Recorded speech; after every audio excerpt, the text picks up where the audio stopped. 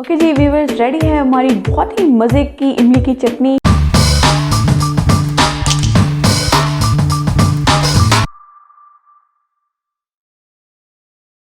अस्सलाम वालेकुम व्यूअर्स, आज हमारे किचन में बनने जा रही है बहुत ही मज़े की इमली की चटनी।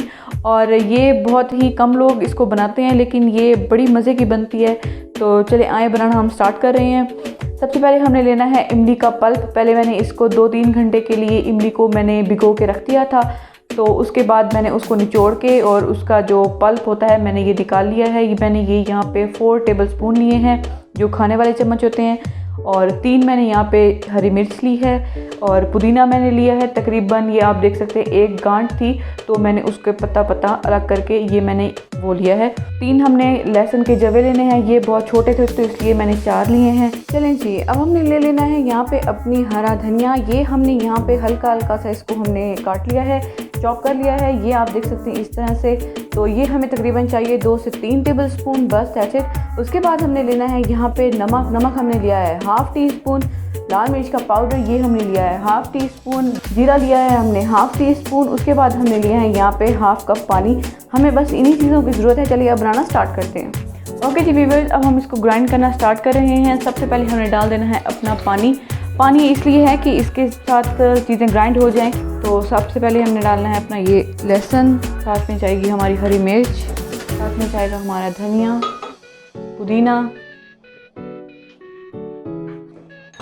और साथ में जो हमारे ये मसाले थे लाल मिर्च, नमक और जीरा।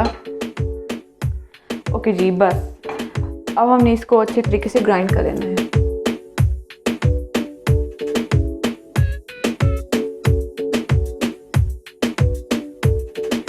ओके जी, ये पहले वाली चीज़ें हमारी बिल्कुल ग्राइंड हो चुकी थी। और अब हमने इसके अंदर जो हमारा इमली का पल्प था हमने वो डाल दिया। ये डाल के आपने ज़्यादा ग्राइंड नहीं करना, बस ऐसे ही थोड़ा सा ग्राइंड करके हमने बंद कर देना है। ओके जी व्यूअर्स, अब हमने इसको दोबारा ग्राइंड कर लिया था इमली का पल्प डाल के।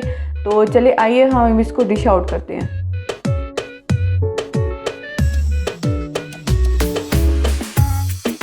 ओके जी व्यूअर्स, रेडी है हमारी बहुत ही मज़े की इमली की चटनी।